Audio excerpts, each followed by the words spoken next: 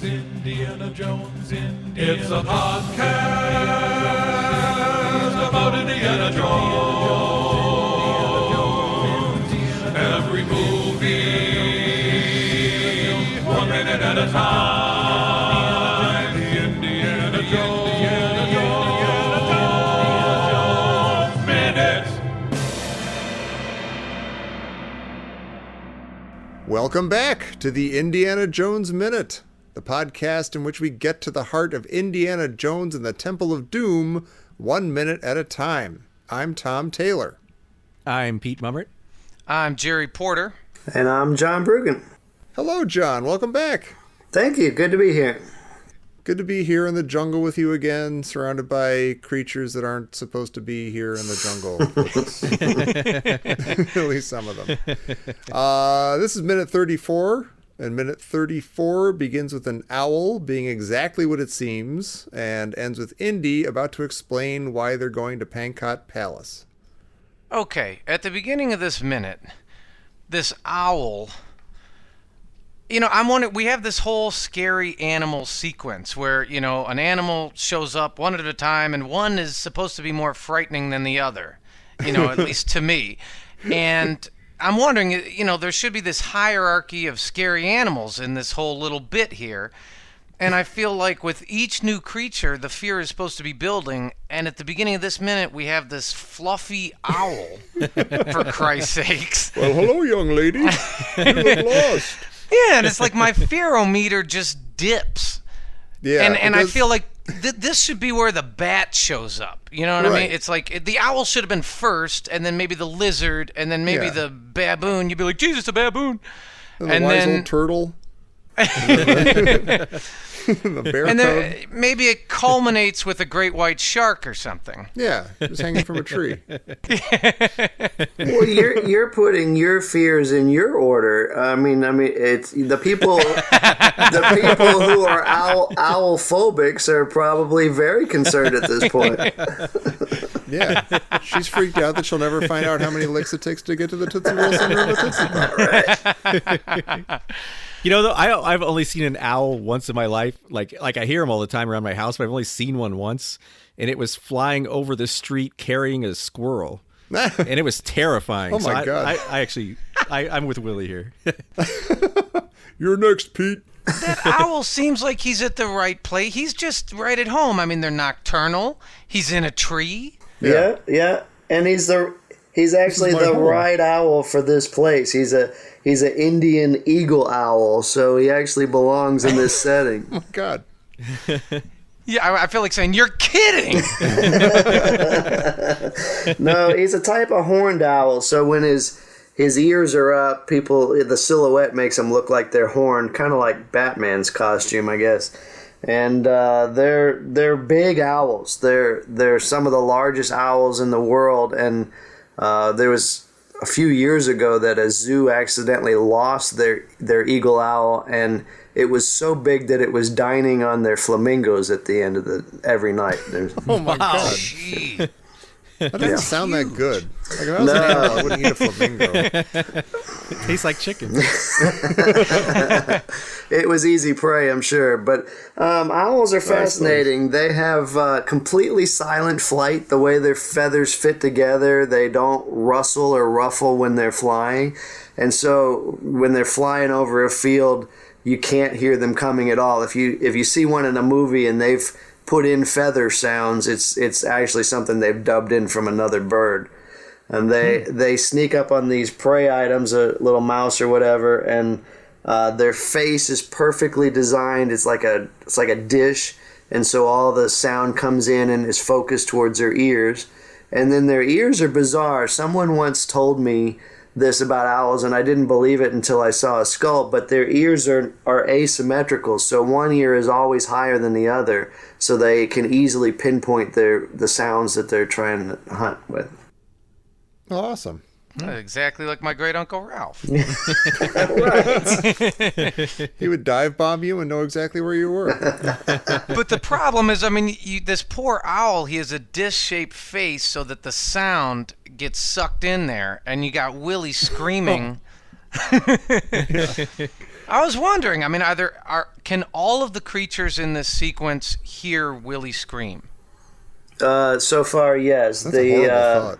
The bat hears fine. The baboon definitely heard her. The monitor could hear her. The eagle owl can hear her. So yeah, so far everything is probably miserable on set, including the audience. I feel like except for Indy and Shorty. Okay, now speaking of Indy and Shorty, you guys are going to be knocked out of your socks because I did some research. I actually got up out of my chair, sat back down again because I needed to be in front of the computer, got on the internet, looked for about 15, 20 seconds, and found out what Indy and Shorty are saying to each other in this scene, which turns out is Cantonese. Shorty is saying over and over again, "I'm not playing with you." And Indy is saying, "I didn't take 4 cards." Which I'm shocked that, like, not only are they saying stuff, but it's like actually apropos to the scene. It's like what they should be saying in this argument. Good for you, movie. I'm shocked that you actually went and did the research. You spent the entire Raiders movie thinking that the German was just gibberish, and now you're looking up Chinese. That ended up being like my favorite through thread of the movie, that there was actually German going on in all these scenes. But you're saying you found out that it's Cantonese and not Mandarin. That's what it said, yeah. And again, you know, who knows for sure. Shorty should be speaking if he's from Shanghai. Well, maybe he would normally be speaking Mandarin, but maybe he's like Dr. Jones in this movie, a language wizard. Oh.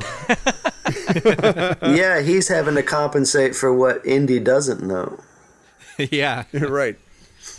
Well, yeah, you know, one thing I noticed here, at second 10, we see Willie is wearing heels, right? Oh, is she wearing heels? Yeah, I think she is. She's Yeah, wearing, she is. like T-straps or some kind of shoe. It's it's a little weird. I'm thinking we're supposed to traverse the jungle and rescue this minefield of kids. You know, I mean, you need flat-soled, non-open-toed shoes. Yeah. But where's she going to get him? Well, Yeah, the that's village is going to question. have the village is going to have that. That would have been like the number one thing for leaving. I'll take the banana leaf, thank you.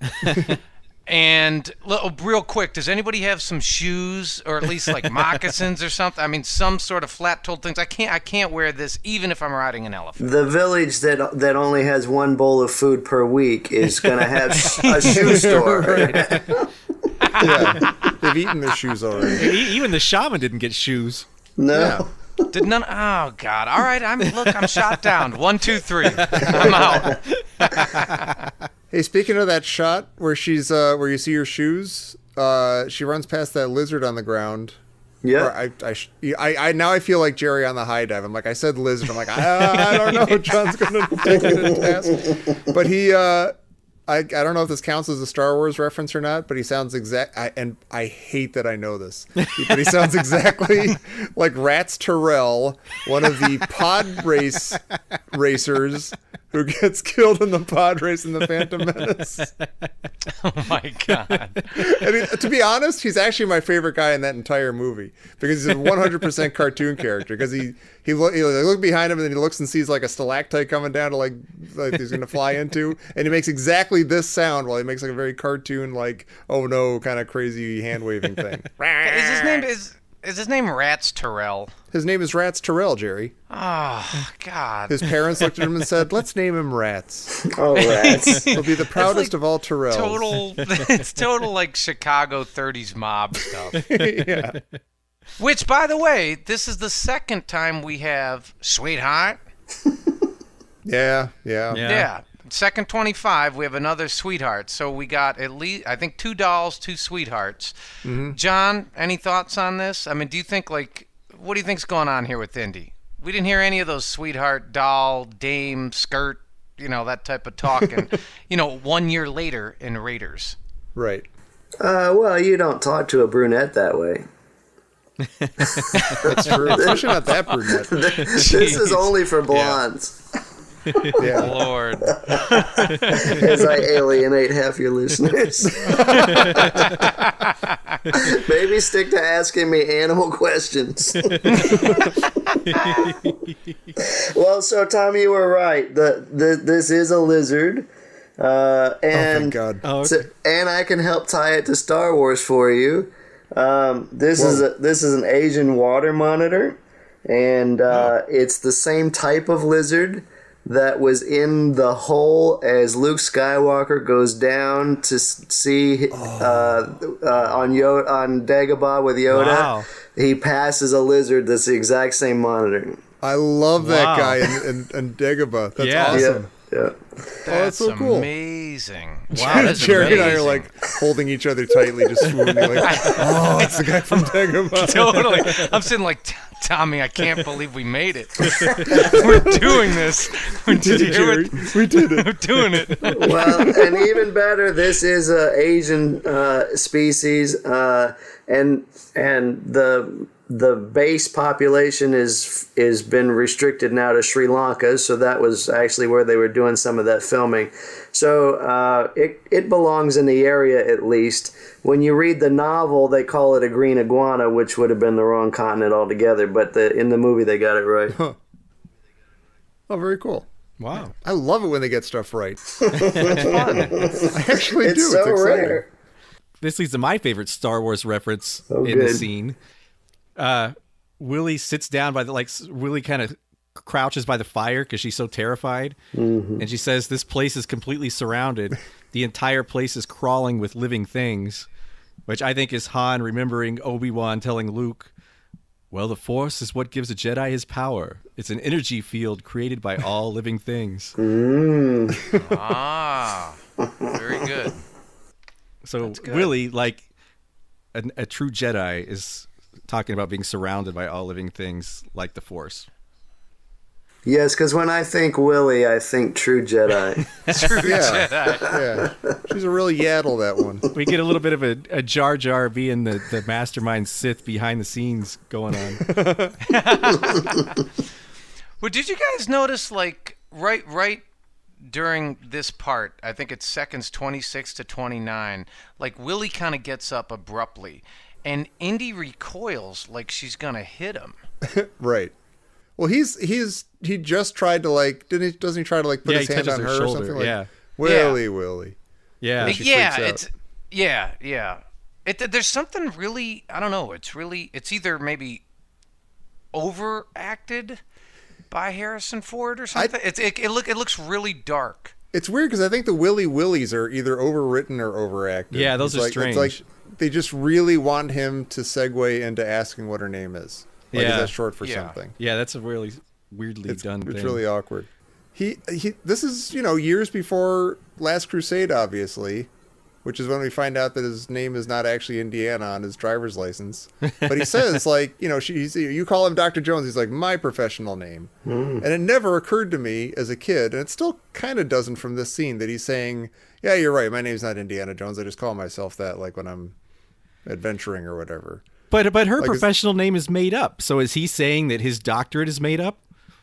His professional name, like she's saying, Willie's not my actual name. I made it up for my profession. Oh, And right. then Wait. he You're says, and then she says Indiana, and Willie says, or Shorty says, "Hey, lady, you call him Dr. Jones." And then Indy flips her a coin. Like Indy flips that coin to Shorty and says, "My professional My name," professional and winks name. at him. Oh, so it's you're like- saying Dr. Jones is his professional name? Yeah. Yes. Because I was sort of taking it as, like, she was making fun of Indiana, and then he's saying my professional. Oh, but no, you're right. So I think he's kind of softly admitting that he is faking his PhD. It's actually a cool line. Actually, like saying Dr. Jones is my professional name and making fun of her for having a made-up professional name is Yeah. kind of smooth. I kind of like that, actually. Yeah. I think in this scene, halfway through this minute, he's supposed to be softening up, right? He's making an effort. It's like Yeah. by far the biggest effort he's made with her so far. Yeah. I think he's starting to be like, all right, let me put on the moves a little bit. And it comes out awkward and weird. He's like, Willie. Yeah. And he reaches Yeah. out, and then she, admonishes him. Will he or won't he? But we get a really weird. It sounds like the MGM lion roaring. Yes. I had a question for John on this. Is that a tiger roar or is that a lion roar? Well, Jerry, I am not positive about that. When I hear it in the scene because they're in India, I always picture a tiger. But when I was watching this over and over again for preparing for you guys, I really think it's a lion. I've had a couple lions in zoos roar at me, but I haven't been around a tremendous number of tigers in zoos, so I'm not positive. But it sounds more like a lion to me. But my mind automatically wants to go to a tiger. See, I would like to point to Exhibit B, which is the Egyptian baboon. Yes, well. And I'm going to say that more times than not, they're actually everything's in the wrong continent and not at home. So I would go with a lion from Africa. I would say if you're just talking about the availability of sampled animal sounds, lions were available and tigers aren't as available. I think it's a shark. Which is fine. That would have fit the hierarchy. At the end of this minute, we have another Fortune and Glory sighting. Oh, we got 2 more Fortune and Glory, for God's sake. Yeah. I have my note right here is keep saying Fortune and Glory all you want. I'm still not getting it. My note right here is say Fortune and Glory, so it's a cattle prod to Tom. It is. Getting my dander up. Well, we talked about that, and I'd love to know your thoughts on this, John, because we talked about this for several minutes. The question is why. What Willie actually says: why are you dragging us off to this deserted palace, Fortune and Glory? And you're sitting here going, no, because there's a school full of wheezing kids right over that hill. Right. Didn't we just go through this in the village? Yeah. Didn't you listen to that old man who was remarkably compelling? Sure. No, right. There doesn't seem to be a lot of Fortune and Glory in the stupid old rocks that she's going to mention next minute. And right. And they didn't have hardly any food to eat. They didn't have any shoes to give her.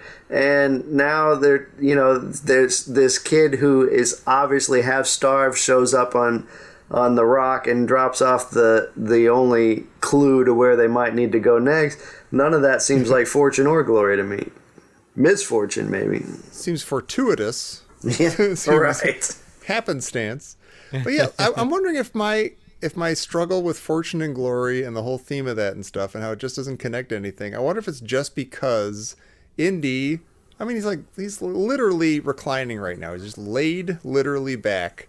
Just like, oh yeah, I'm going to go find the Sankara stones and stuff. And it's not like, oh my gosh, I'm going to be rich. I'm going to be so famous for finding these stones. Like there's no sense of like him going to seek some awesome prize. He's just got like a professional curiosity about it or something. It seems like it's not happening. One of the struggles we had here, John, is that at first we're introduced, the shaman in the village introduces us to the Sankara stones and says we need these things back. And then there's this, like 4 or 5 minutes later, it's like, oh yeah, all these kids got stolen too.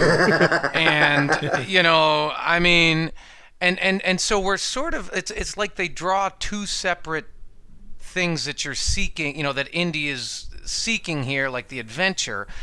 And it was as if saving the kids would not be enough. We need to add some, quote, archaeology and Fortune and Glory that have diamonds in the middle of the rocks.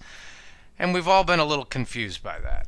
Well, Is it possible that they didn't know that the kids were rescuable? They were just gone and presumed dead, and so the first thing they talk about is we got to get the rock back so the ground is fertile and the people are fertile and we can start over.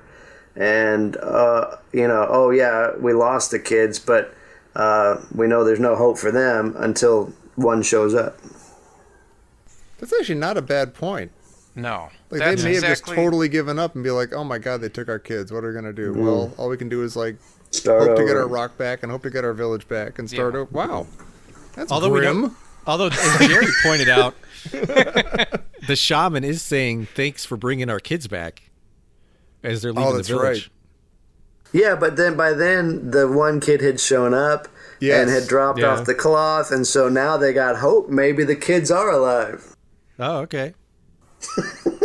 That is a great answer. Yeah. I'm anxious because this movie's starting to make sense. I don't know where I'm all weirded out. Like you're up on the high drive and I'm on everyone's the high going, drive, jump! you guys. Come on, Tom, we're waiting. Come on, there's a whole line of people. Jump! It's still a little funny. It's still a little funny. I think only because you're so smart, John. That's the only reason here. I'm still not buying it. It's kind of like when, that one guy gets a hole-in-one on the golf course, and Steven Spielberg and George Lucas kind of you were their hole-in-one here.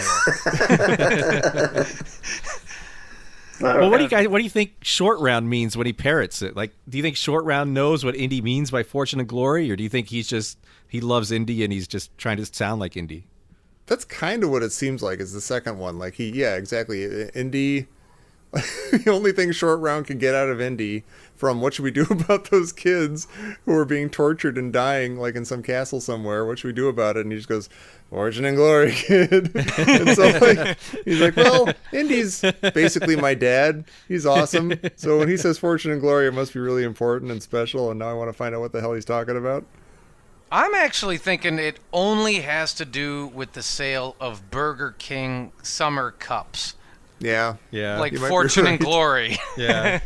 Like that's going to be the tagline for this movie. So look, you got to say it at least 15 times. Yeah. Oh, well, they filmed for the first 6 weeks under the working title Indiana Jones and Fortune and Glory.